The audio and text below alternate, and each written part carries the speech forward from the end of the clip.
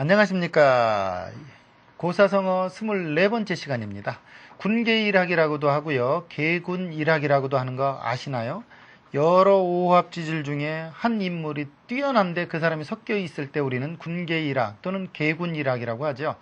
여러분, 제가 좀 그랬으면 좋겠는데 저는 딱 하나로 합니다. 바로 수염과 얼굴로 밀어붙이죠. 아주 학처럼 뛰어나다는 얘기가 아니라 전혀 평범한 사람들 속에 좀 기이하게 생긴 사람, 이 정도로 군계일학입니다.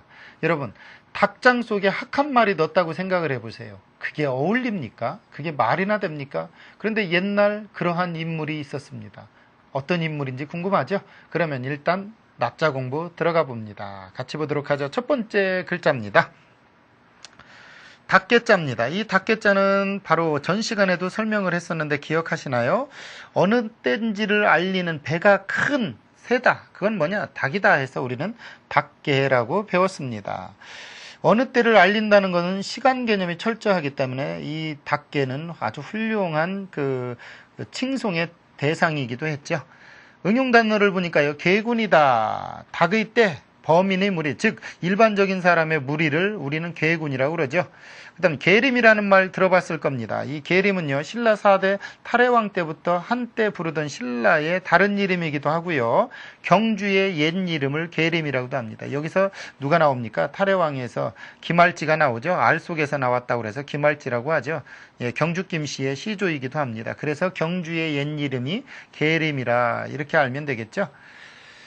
이 닭 한 마리 가지고도 이렇게 많은 이야기를 하네요. 여러분이 닭 한 마리 하면은 치킨밖에 생각나는 것이 없겠지만 이 닭은요, 우리나라랑 밀접한 관계가 있습니다. 왜냐고요? 이 닭은 알을 낳기도 하지만 우리나라의 시조 문화에 상당한 영향력을 끼치고 있고요. 지명에도 많이 드러나 있습니다. 또 다른 글자 하나 보도록 하겠습니다. 다음 글자 어떤 글자일까요? 같이 보도록 하죠. 임금군과 양양이다. 임금과 양은 무슨 특징이 있냐면요. 임금은 많은 무리를 거느리고 양은 때를 이루어서 살죠. 그래서 임금과 양은 이걸 무리군, 때군이라는 자입니다. 임금은 무리를 이끌고 양은 때를 이룬다. 그래서 무리군 또는 때군이라는 글자입니다. 우리가 군상 그러면 많은 사람들을 군상이라고 그러고요. 군중 그러면 무리지어 모여 있는 많은 사람입니다. 무리지어 모여 있는 많은 사람을 군중이라고 그런다는 얘기죠. 우리가 가장 유행 중에서도 민감한 것이 옷이나 이런 게 아니고 심리 상태입니다. 마음입니다. 사상이에요. 사상은 군중 심리에 의해서 순식간에 동화되기도 하고 그대로 따르기도 합니다. 여러분, 마음 학처럼 지키십시오. 그 마음이 소중하고 그 마음 잘 지킨 사람만이 대접받는 그런 시대가 옵니다. 왜냐고요?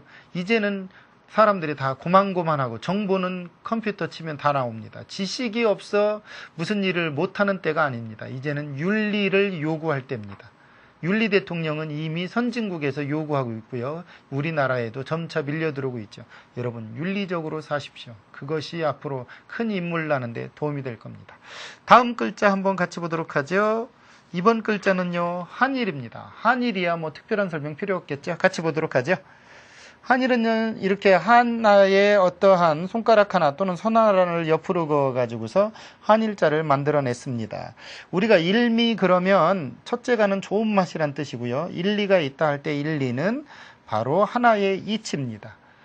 우리가 어떤 일을 할 때 하나의 이치로 모든 걸 꿰뚫는 사람을 보면 너무나도 평온해 보이죠. 일리가 있는 일입니다. 이러한 것을 보고 우리는 일리라고 그러죠. 한일은요, 그 기수와 서수가 다 됩니다. 즉 우리는 원도 되고 퍼스트도 된다는 얘기예요. 이 한자의 한일은 물론 같다, same이란 뜻도 있습니다. 동등하다 이런 뜻도 있고요. 한일의 뜻이 굉장히 많아요. 이런 의미에서 한일은 세상 모든 이치를 꿰뚫고 있죠. 그 다음 또 다른 글자 어떤 자일까요? 군계일학이라고 그랬으니 학학자가 나오겠죠. 같이 보겠습니다. 학학자는요, 이렇게 새 높이 날 학자에다가 세조자를 붙였습니다. 즉, 높이 날 수 있는 새라는 데서 두루미 학 또는 학학이라는 글자가 됐습니다. 우리가 학수고대하다 할 때 학수는요, 학처럼 목을 길게 빼고 발도둠하여 몹시 기다리는 것을 학수라고 합니다. 학익진할 때 학의 날개죠. 우리 옛날에 제갈량이 펼쳤던 학익진, 그럴 때 이 학익은 학의 날개의 형태를 취하고 있습니다. 지금 학학자는 보니까요, 재미있는 게 높이 날 수 있는 새 중에서 그 철새로 옮겨가는 중에 이 두루미 학처럼 흰색이면서 높이 나는 새가 거의 없답니다. 얼마나 이 옛날 사람들이 잘 만들었습니까? 이 학은 다른 말로 단정학이라고 그러죠. 부리 부분이 좀 이렇게 빨간, 이마 부분, 정수리 부분이요. 그 빨간, 그것이 단정학이다라고 그렇게 이야기합니다. 과연 이 개군일학이라는 성어, 어디에서 만들어졌는지 또 궁금하죠? 그러면 또 한번 봐야 되겠죠? 일단 문법 공부부터 같이 하죠. 같이 보겠습니다. 개군이라고 하는 것은 닭의 무리, 닭의 떼라는 뜻입니다. 닭무리 중에 한 마리 뭐라는 얘기, 학이라는 뜻이죠. 군계일학이라고도 하고요. 또 학립개군이라는 말도 있습니다. 학이 닭대 속에서 서 있는 것 같다라는 표현이죠. 너무너무 재밌네요. 이 글은 진서라고 하는 책에 보면 중림칠연 중 한 사람인 해강의 아들 해소의 이야기입니다. 한번 같이 들어봐야 되겠죠? 옛날에요, 중림칠연이라고 그러면 아주 상당히 유명한 현자들입니다. 성인 다음에 가는 사람들을 현자라고 그러죠.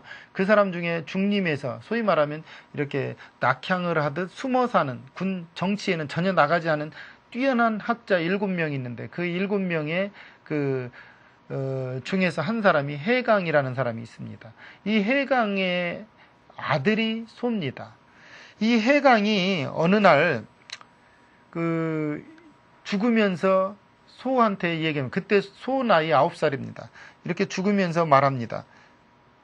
내가 죽지만 너한테는 그래도 누가 있느냐면 왕융이라는 사람이 있다. 그러니 아버지가 또 있는 거나 마찬가지다 라고 하면서 죽습니다. 이 소가 너무너무 뛰어나가지고서 누구한테 살았느냐면 그 상도라는 사람한테 이렇게 도움을 받으면서 살아요. 그런데 이 상도가 중림칠연으로 쫓겨난 해강의 아들이 소이기는 하지만 이 사람을 들어서 쓰면 나라가 평안할 거라고 이렇게 상소를 합니다.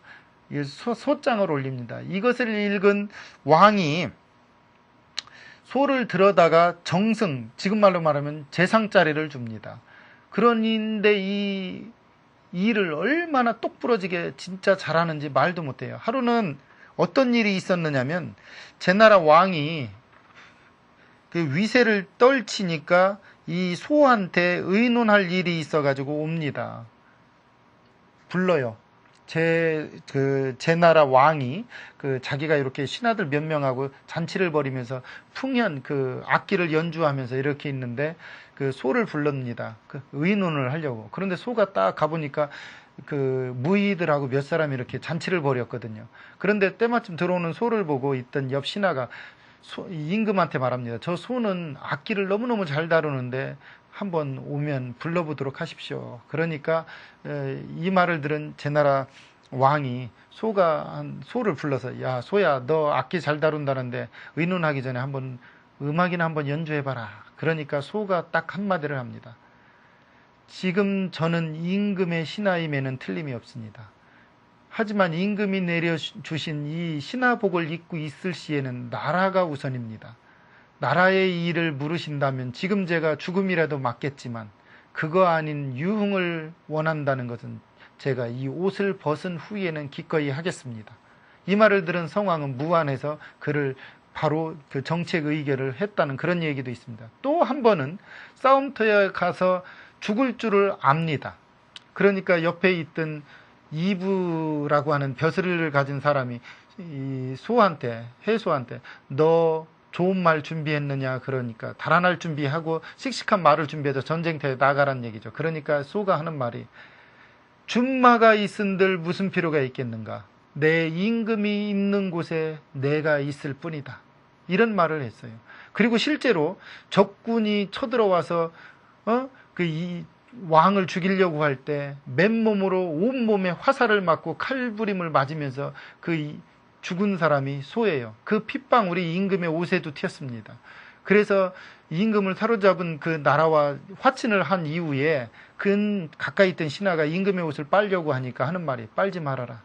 이는 해소라는 인물에 충절이 묻어있는 핀이 내가 평생 경계로 삼을 만하다. 여러분, 군계일학이라는 말은요, 이처럼 닭무리 속에서도 아주 뛰어난 걸 얘기해요. 홀로 우뚝한 겁니다. 여러분, 생각을 해보세요. 병아리 떼 중에서 한 마리의 그 수탉이 딱 우뚝 서 있다고 생각을 하면 얼마나 위용이 무섭고 눈에 금방 띕니까? 우리가 누군가를 만날 때는 이러한 의지를 가지고 만나야 됩니다. 개군일학 또는 군계일학, 이런 의미에서 만들어진 이야기입니다. 해소라는 뛰어난 인물을 통해서 만들어진 고사성어죠. 자기 목숨과도 바꾸고 자기 어떠한 그 충절과도 바꾸는 데 있어 하나도 주저함이 없고, 그러면서도 모든 일을 명확하게 해내는 이러한 지혜, 요구가 되네요, 요즘. 그쵸? 여러분은 닭무리 속에 학이 되길 바라면서 절대로 학무리 속에 닭은 되지 마십시오. 오늘 강의 여기까지입니다. 감사합니다.